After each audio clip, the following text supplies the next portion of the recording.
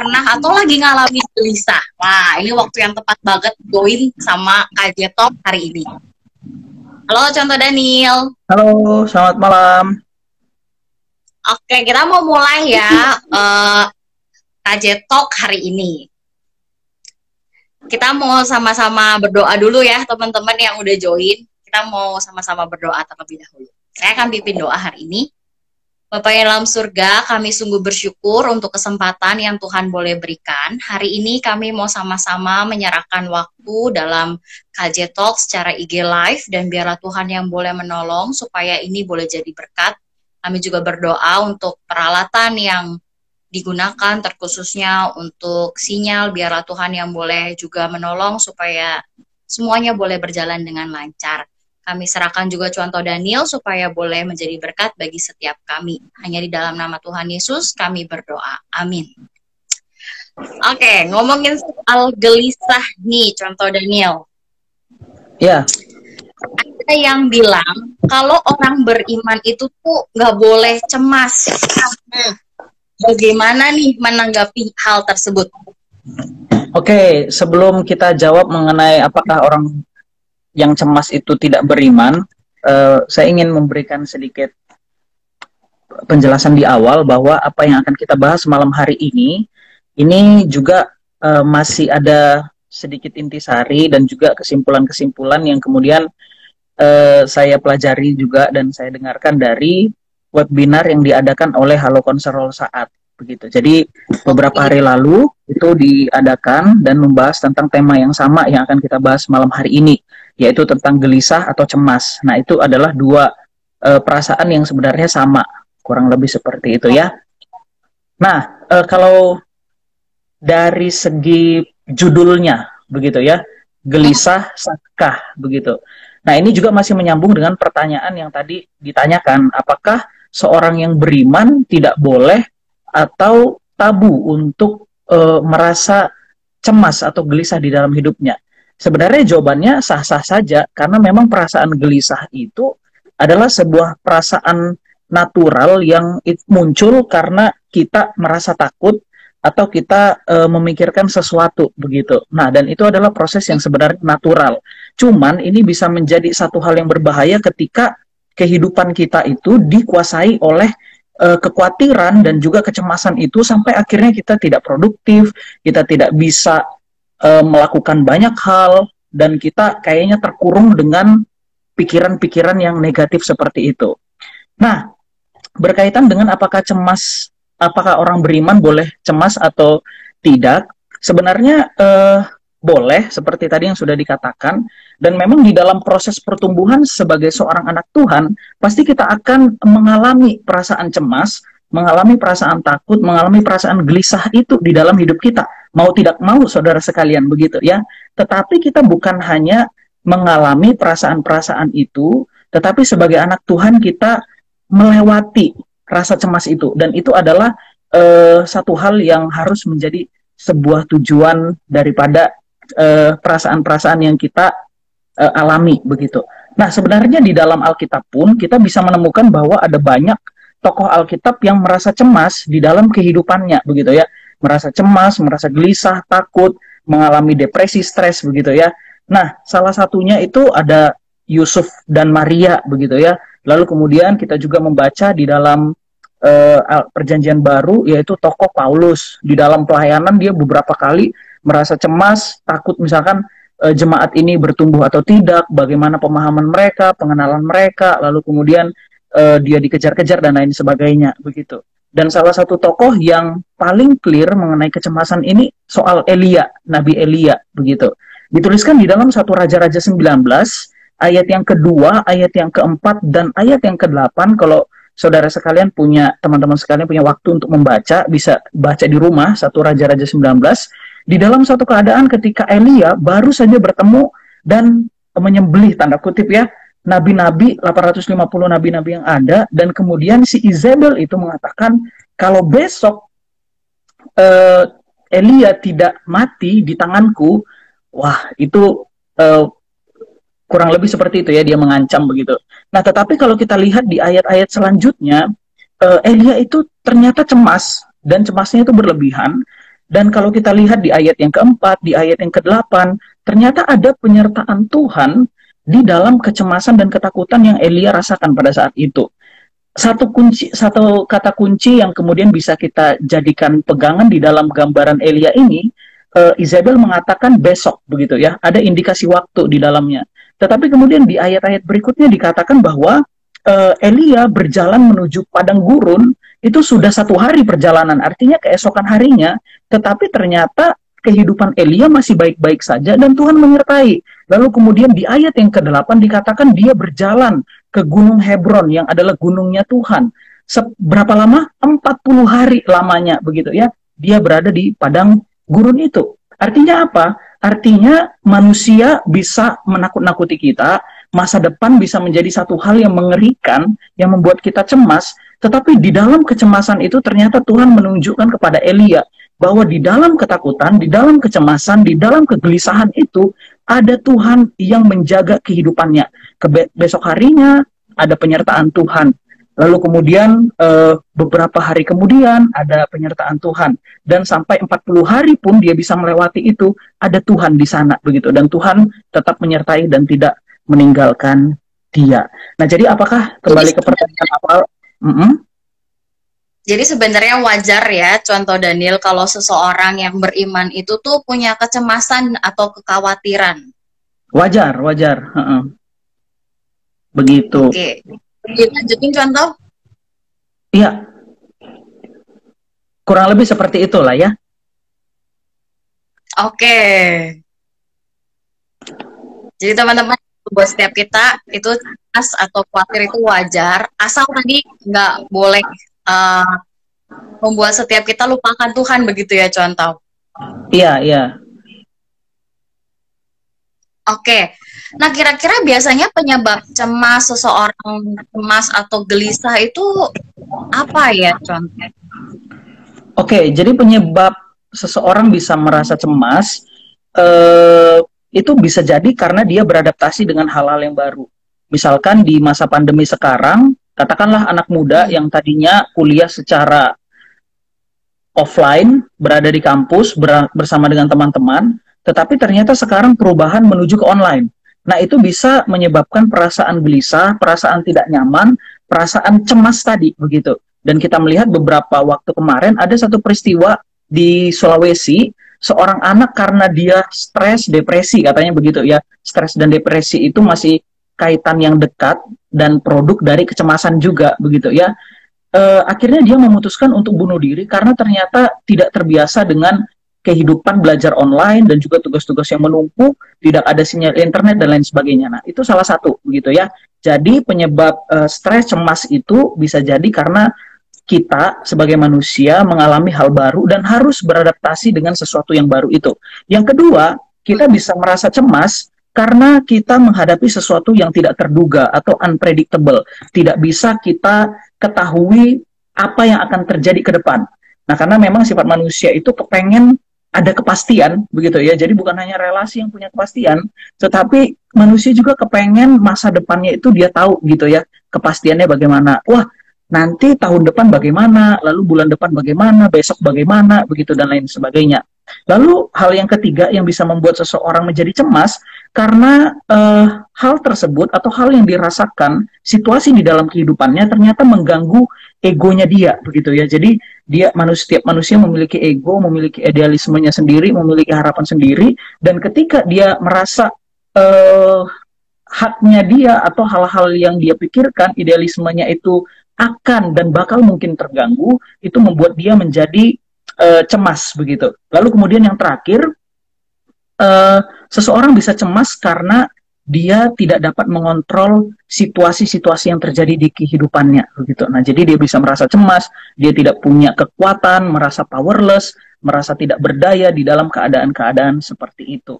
Tetapi memang selain dari keempat faktor ini, ada banyak hal yang bisa membuat seseorang cemas, begitu. Misalkan terlalu banyak memikirkan tentang masa depan atau masa lalu. Jadi memang ini berkenaan dengan pengalaman.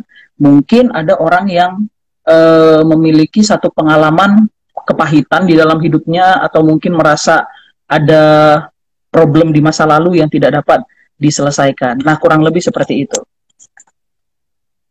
Oke, jadi berkaitan juga sama natur manusia ya, contoh dengan manusia yang nggak bisa kontrol segala sesuatu. Nah, kalau kayak begitu, contoh kecemasan itu sebenarnya bisa jadi dosa nggak ya, kalau misalnya seperti itu? Sangat bisa begitu, karena di bagian selanjutnya memang kita akan bahas mengenai hal itu, tapi karena memang sudah ditanyakan, saya jelaskan sedikit begitu ya. Jadi kecemasan itu bisa menjadi sesuatu yang berdosa kalau kita lihat di dalam Matius 6 ayat yang ke-25 begitu ya. Jadi di sana dituliskan, janganlah kamu khawatir, atau di dalam bahasa yang lebih kena dengan tema kita, janganlah kamu gelisah. Memakai kata Yunani merimnau, artinya itu Yesus sedang menegur orang-orang yang cemas di dalam kehidupannya, cemas secara terus-menerus begitu ya. Cemas dalam arti apa? Cemas dengan masa depan dia begitu. Cemas dengan apa yang akan dia pakai. Kata yang dipakai itu adalah sesuatu yang tidak terjadi sekarang, tetapi yang dia pikirkan akan datang. Apa yang akan dia makan, apa yang akan dia pakai, apa yang akan, dan lain sebagainya begitu. Nah, ini bisa menjadi dosa karena kecemasan itu yang mengontrol kehidupannya. Kecemasan itu membuat dia memfokuskan keseluruhan hidupnya, pikirannya, tenaganya, emosinya ke arah sana. Dan hal itu tidak diinginkan oleh Tuhan. Karena kecemasan yang model seperti itu akan membuat seseorang tidak lagi bergantung kepada Tuhan, tetapi justru seorang yang cemas itu, dia lebih bergulat kepada kekuatan dirinya sendiri dan merasa saya bisa mengontrol segala sesuatu.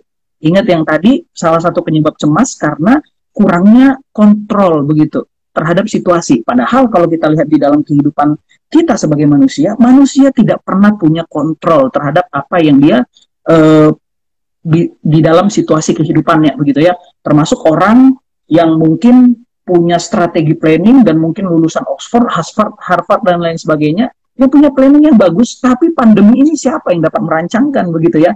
Ini adalah salah satu contoh begitu bahwa manusia memang pada dasarnya tidak dapat mengontrol banyak hal di dalam kehidupan ini. Masa depannya tidak bisa dikontrol, segala sesuatu nggak bisa dikontrol, dan maka dari itu seharusnya kita bisa menempatkan diri pada porsi yang pas, di mana Tuhanlah yang mengontrol kehidupan kita. Nah itu. Oke, jadi harus punya porsi yang pas sebagai manusia ya. Oke, untuk teman-teman yang baru join, kita lagi ngebahas tentang tema gelisah sahkah ya. Tadi kita udah ngebahas nih gimana sih kalau orang beriman itu gelisah ya. Ternyata wajar asal tidak berlebihan dan tidak membuat setiap kita yang akhirnya malah mengontrol diri kita sendiri begitu ya. Nah, untuk teman-teman yang punya pertanyaan, teman-teman boleh nih kasih pertanyaan buat setiap kita begitu ya. Terkhususnya buat Contoh Daniel ya. Nanti pasti akan dijawab begitu ya. Oke, kita lanjut ya Contoh untuk pembahasan selanjutnya nih. Kalau begitu tadi itu bisa juga dimasukin sebagai dampak seseorang cemas begitu ya Contoh? Iya, kurang lebih seperti itu. Selain itu kira-kira dampak kecemasan itu tuh bisa apa lagi sih Contoh Daniel? Dampak kecemasan. Nah, jadi memang kecemasan itu bisa berpengaruh kepada fisik kita ya, teman-teman sekalian. Jadi orang yang mengalami kecemasan yang berlebih atau mungkin dalam bahasa lain overthinking terhadap apa yang dia alami, nah itu bisa menyebabkan seseorang insomnia. Jadi tidak bisa gangguan tidur, lalu kemudian dari kecemasan itu bisa membuat seseorang mengalami gangguan fisik, lalu kemudian tegang otot, hubungan dengan orang lain menjadi rusak, dan ada banyak hal lainnya yang kemudian bisa terjadi ketika seseorang merasa cemas begitu di dalam kehidupannya. Ya, begitu. Oke, itu tapi ada nggak nih tadinya dampak positifnya? Tadi kan dampak negatif semua tuh ya. Nah, dampak positifnya ya. Oke, ini di luar dari pertanyaan, tetapi ini perlu dijawab. Dampak positifnya ada. Tapi sekali lagi cemas di dalam bagian ini adalah cemas yang sesuai dengan kaidah firman Tuhan, tanda kutip ya, begitu. Jadi bukan yang berlebihan. Nah, jadi sebenarnya rasa cemas itu membantu kita di dalam kadar tertentu. Jadi rasa cemas yang terukur dapat membantu kita untuk bisa bersikap preventif. Misal ya, misal Oke. eh kayaknya kalau misalkan saya tidak mengerjakan PR, saya bisa jadi drop out. Atau ketika saya tidak mengerjakan skripsi selesai pada waktunya, maka saya bisa jadi drop out begitu. Nah, jadi proses menuju ke sana itu bisa jadi cemas, tapi cemas itu kecemasan karena kita mau di DO itu membantu kita untuk kita bisa berjuang begitu ya, bersifat preventif, maka kita harus mengerjakan dan lain sebagainya. Begitu, kurang lebih. Oke, jadi bisa buat kayak alarm gitu ya, contoh. Iya, iya.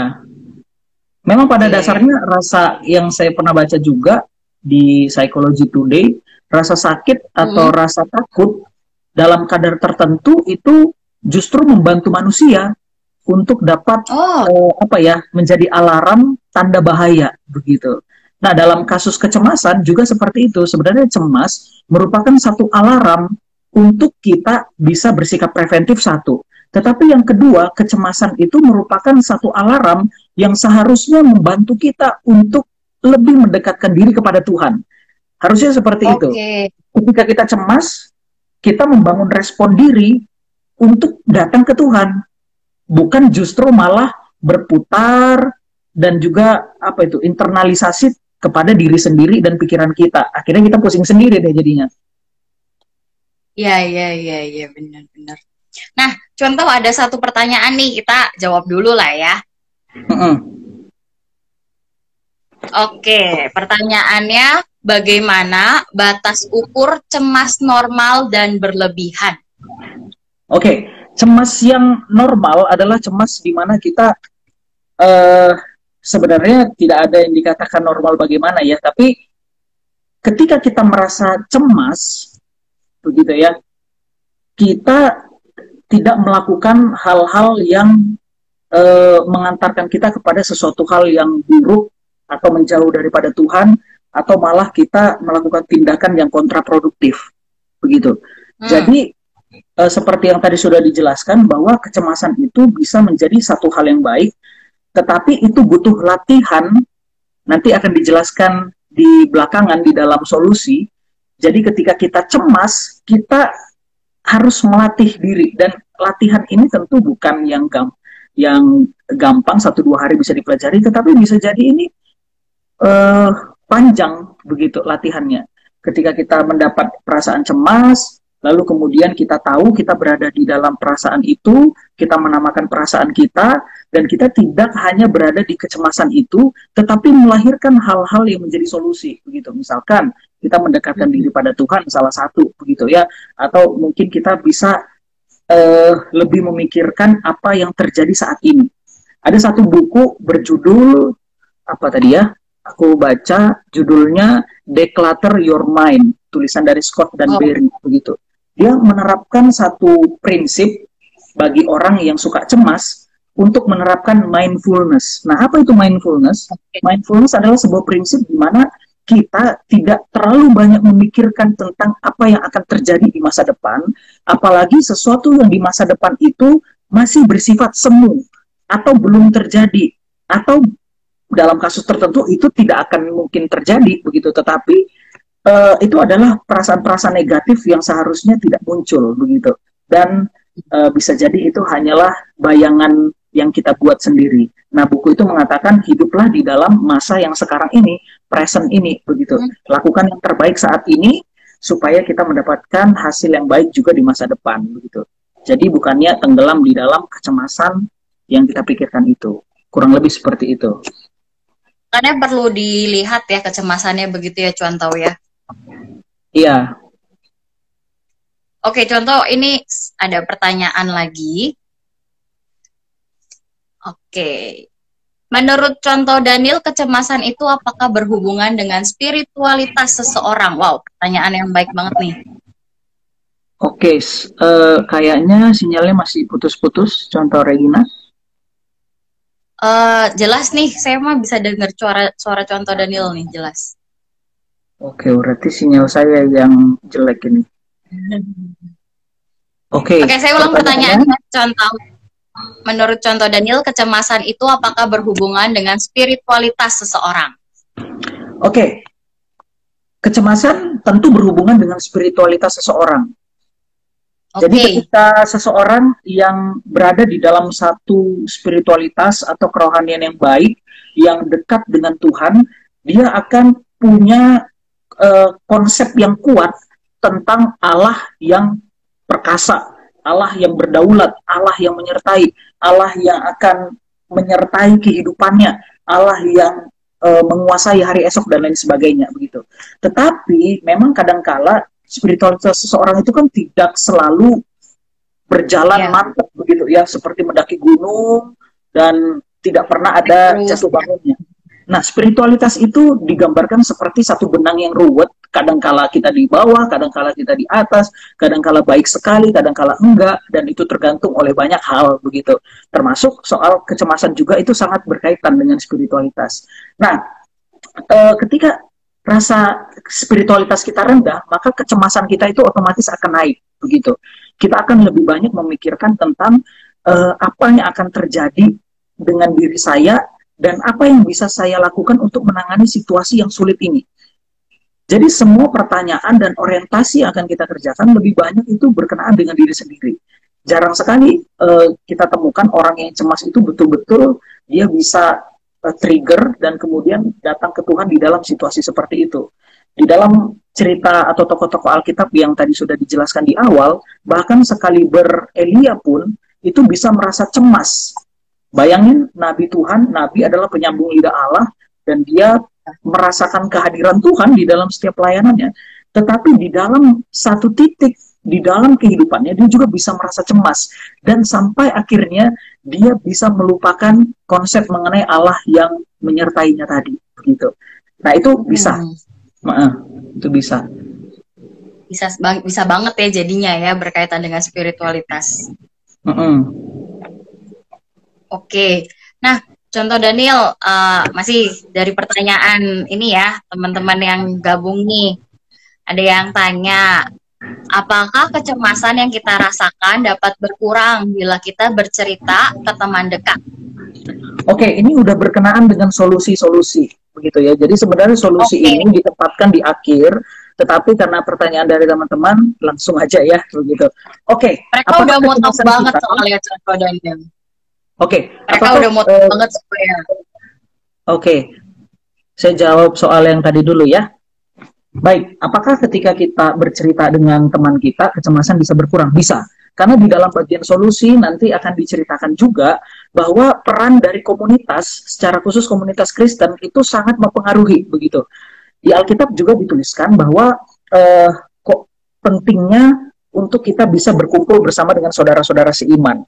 Tetapi yang dikatakan di dalam cerita Alkitab, misalkan di dalam Kisah Para Rasul 3 dan lain sebagainya, kehidupan jemaat-jemaat mula-mula, di sana dituliskan bahwa mereka berkumpul, mereka berdoa, mereka saling menguatkan, mereka saling menopang satu dengan yang lain.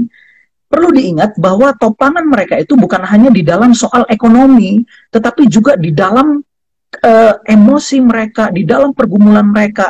Karena kita lihat, kekristenan di abad awal itu sangat-sangat menderita.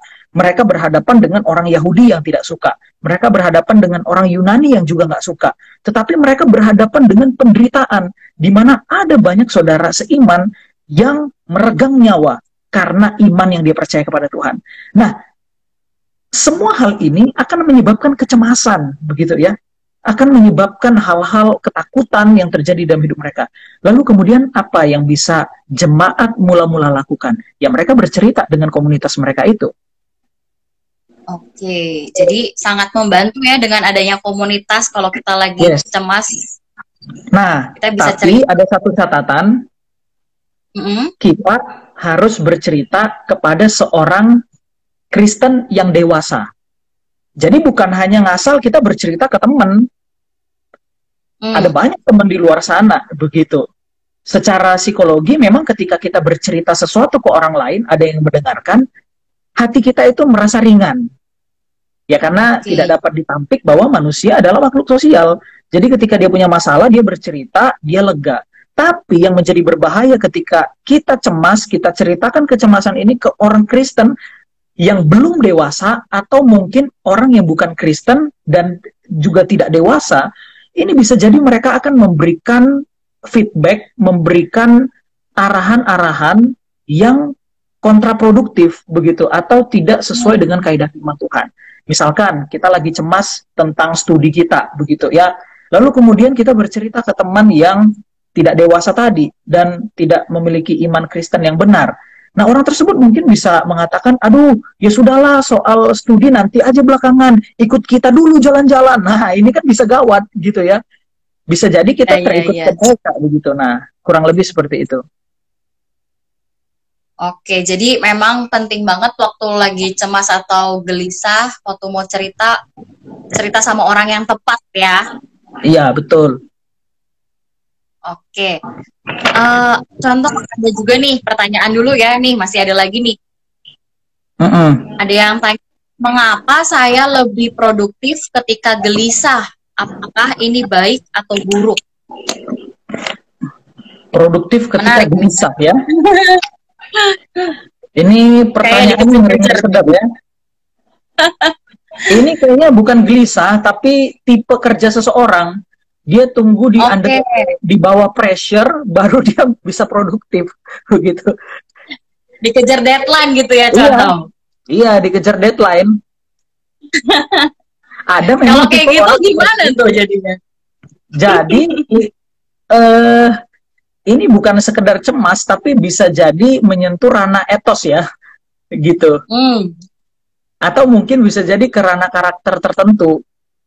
Nah, kalau sudah pembahasan ke sana, ini lebih luas lagi, gitu. Tapi yang ini kan karena temanya tentang cemas ya, begitu. Cemas itu lebih ke arah masa depan, seperti yang tadi sudah dikatakan, overthinking, berlebih-lebihan, lebay. Nah, pokoknya ke arah situ tuh, kecemasan itu muncul. Jadi kalau soal studi dan tanggung jawab, nah itu memang tanggung jawab.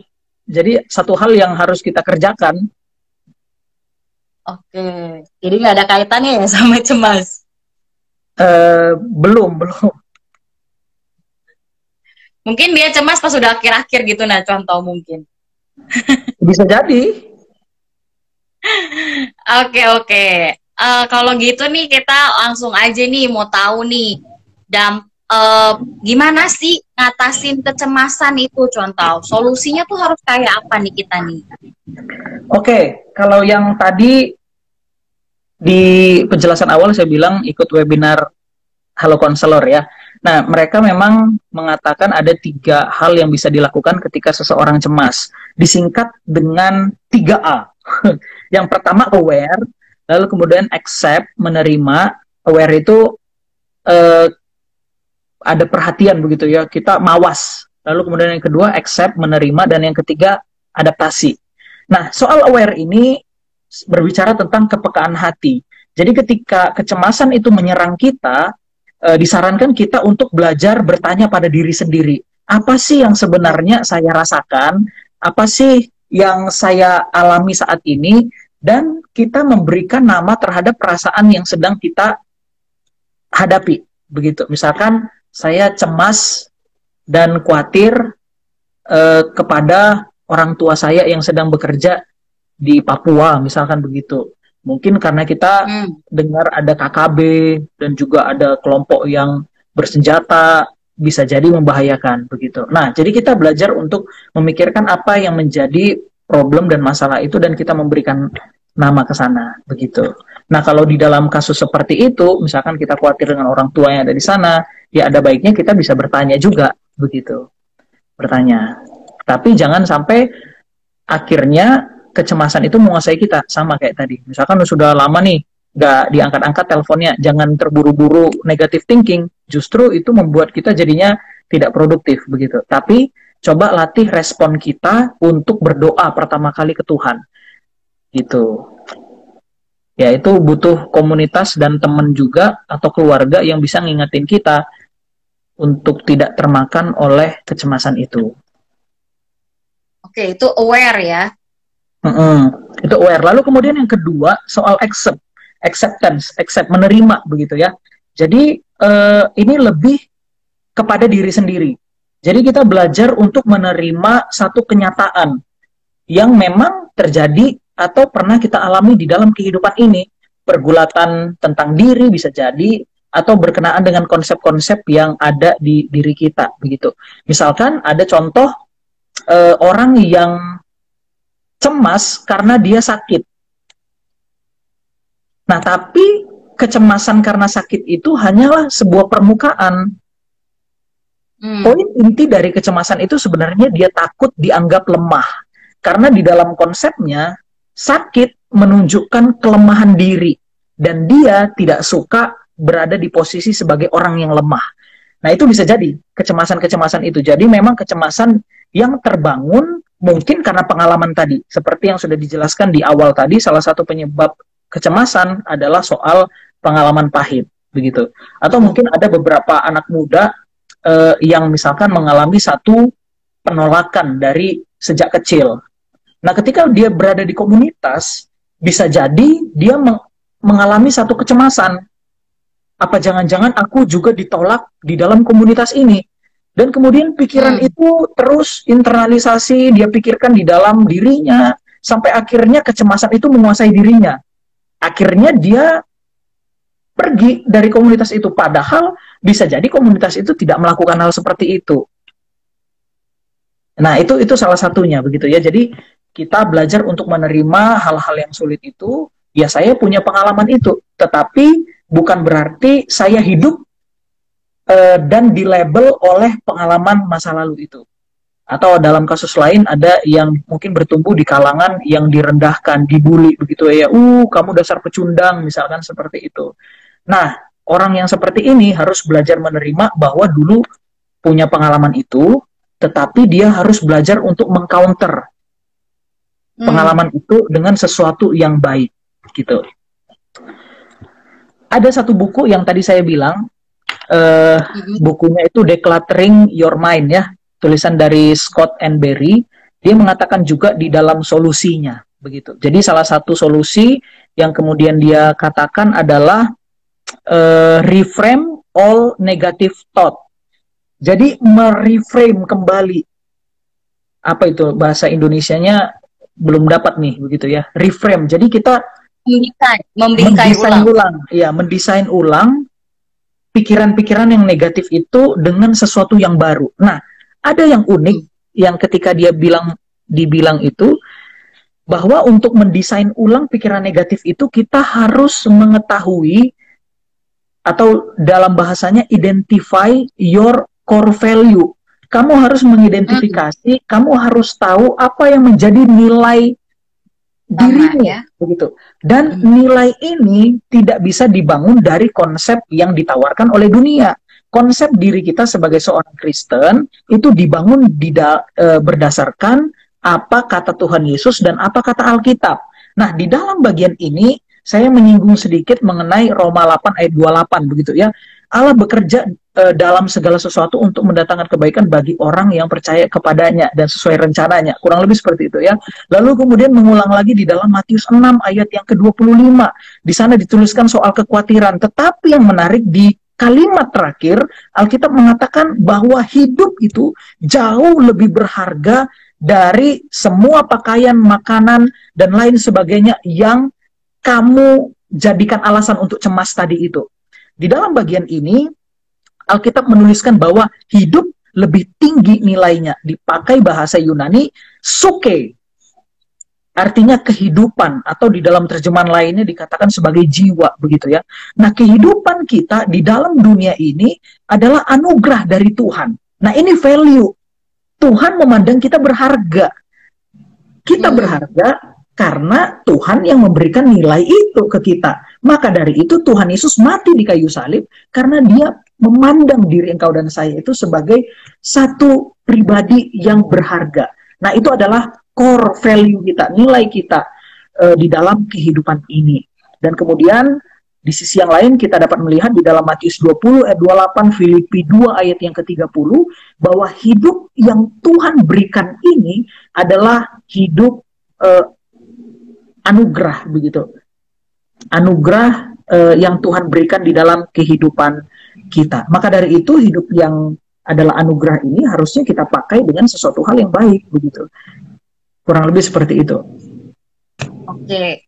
Jadi memang tadi harus kasih nama ya yang awal-awal ya, harus aware gitu ya. Supaya tahu kan kegelisahannya seperti apa. Lalu yang kedua itu harus menerima kegelisahan yang ada di masa lalu, pengalaman-pengalaman yang ada di masa lalu ya, Contoh. Iya, iya.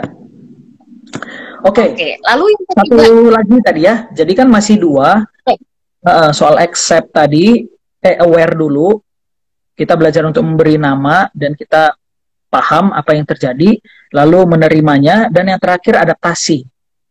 Nah, adaptasi ini disingkat REST, gitu ya. REST, relaksasi, empati, spiritualitas, dan tanggung jawab, begitu. Nah, yang unik dari pertanyaan teman tadi, bagaimana, apakah ketika kita berbicara dengan teman itu bisa membuat perasaan cemas kita berkurang? Jawabannya iya, dan itu ditemukan di dalam poin yang pertama di dalam adaptasi, relaksasi, begitu ya. Jadi disarankan kita untuk bisa mencari komunitas, begitu. Mencari komunitas, kita bisa ngobrol dengan orang itu, dan itu melepaskan tensi yang ketegangan leher, otot kita, begitu ya, ketika kita ada di komunitas itu. Tapi bukan hanya itu aja, kita bisa melakukan hal-hal yang baru, begitu ya. Misalkan kita bisa mencoba untuk melukis, nah itu juga bisa membuat kita relaksasi, atau mendengarkan lagu Spotify, lalu kemudian kita bisa baca buku, bahkan tidur, begitu. Itu juga merupakan satu poin relaksasi.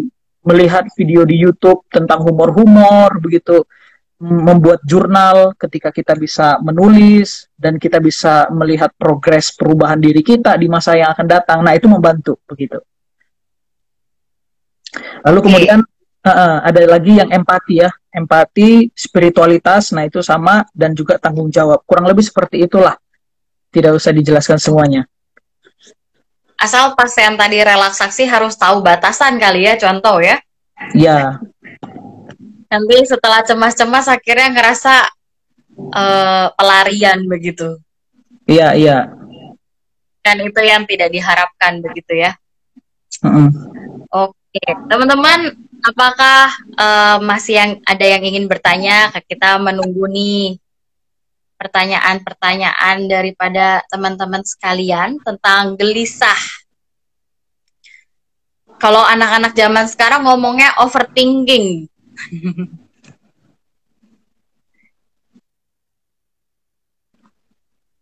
Oke. Tadi ada yang tanya memang cara menghilangkan cemas yang berlebihan gimana? Tadi udah dijawab ya dengan 3A plus REST. Mungkin pakai rumusnya begitu, Contoh. Cocok nggak nih? Oke, kayaknya ada gangguan sinyal. Saya nggak bisa dengar, dan gambar Contoh Regina putus-putus. Kalau di saya bisa dengar Contoh nih. Oke, ini baru baik lagi. Tapi dari tadi saya nggak tahu apa yang sedang dibicarakan. Oke, tadi ada yang masuk pertanyaan, tanya cara mengatasi cemas berlebihan. Saya bilang tadi udah dijawab dengan 3A plus REST. Oke. Oh, wah, nih ada pertanyaan selanjutnya nih, Contoh. Jika kita sebagai pasangan, bagaimana memberi masukan kepada pasangan kita jika sedang gelisah? Wow. Oke, memberi masukan kepada pasangan yang sedang gelisah ya. Jadi karena memang pasangan ini pacar apa suami istri? Mungkin di keduanya kali ya, atau mungkin teman. Nah, boleh juga. Jadi untuk semuanya.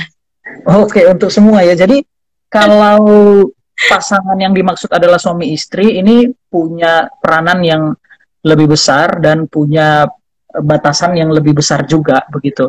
Jadi kalau misalkan suami istri, dia bisa memberikan sentuhan fisik yang dapat menenangkan hati, misalkan istrinya yang sedang cemas, begitu. Jadi dia dapat peluk, lalu kemudian dia bisa ngobrol bersantai di rumah, lalu bisa heart to heart, begitu ngomong ya.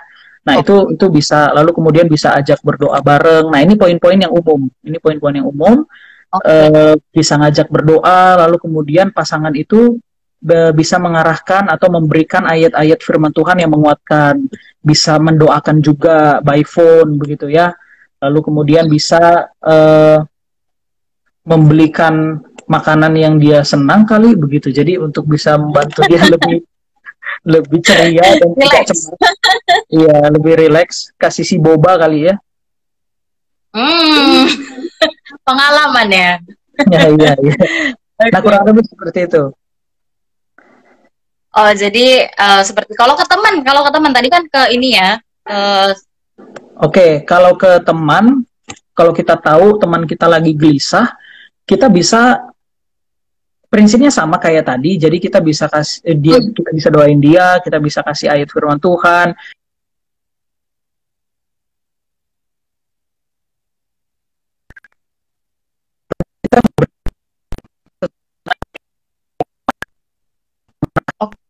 oke. Sebentar, jaringan contoh jelek ini sepertinya ya.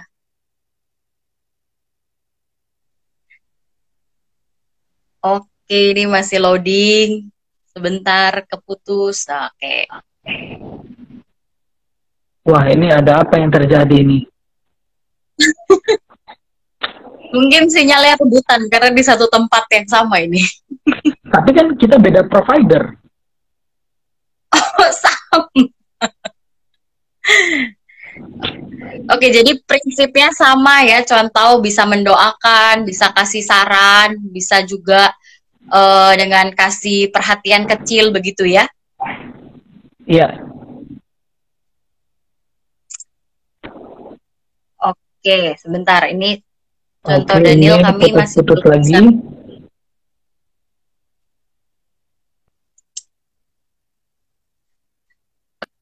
Oke, halo.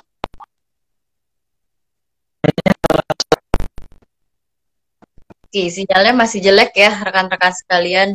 Sebentar.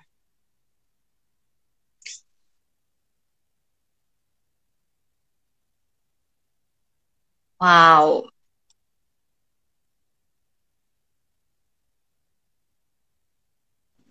Ya, halo, contoh Daniel. Wah, gawat ini. Putus-putus. Putus-putus ya.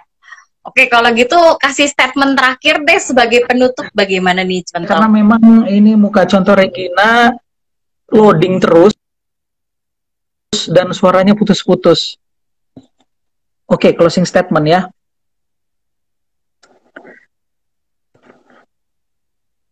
Halo. Iya, silakan. Ini sudah lancar kok.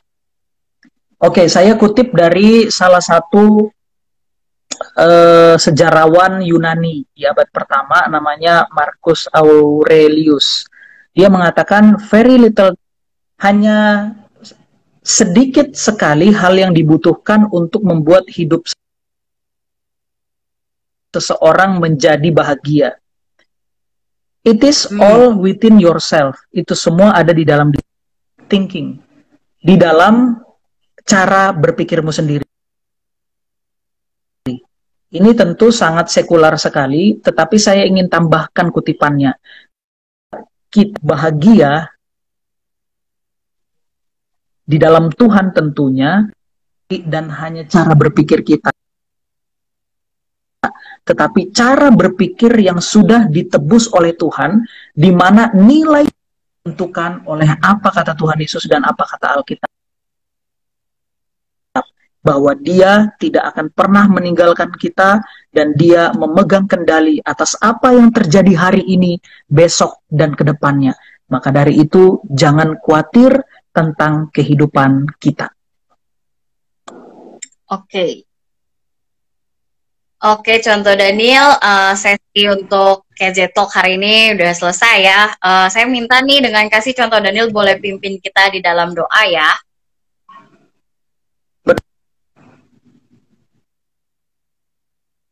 Halo. Ya.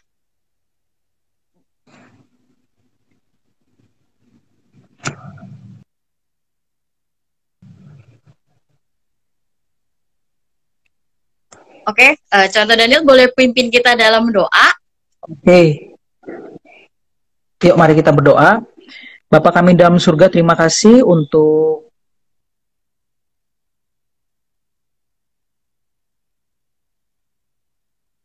usia kami seringkali tenggelam di dalam kecemasan dan kekhawatiran hidup ini. Kadang-kala kami dapat mengontrol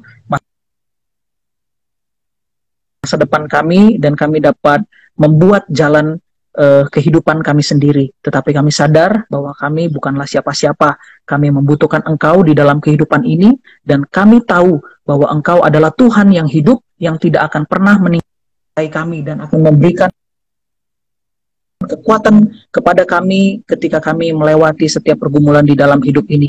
Tuhan boleh bantu, tolong kami agar kami juga tidak berlebihan untuk memikirkan permasalahan-permasalahan sehingga kami cemas terus-menerus di dalam hidup ini ya Tuhan. Tetapi biarlah Roh Kudus Tuhan boleh mengingatkan kami tentang janji Tuhan di dalam kitab. Kami serahkan waktu ke depan dan juga kehidupan kami seutuhnya ke dalam tangan pimpinan-Mu. Demi Yesus Kristus kami berdoa.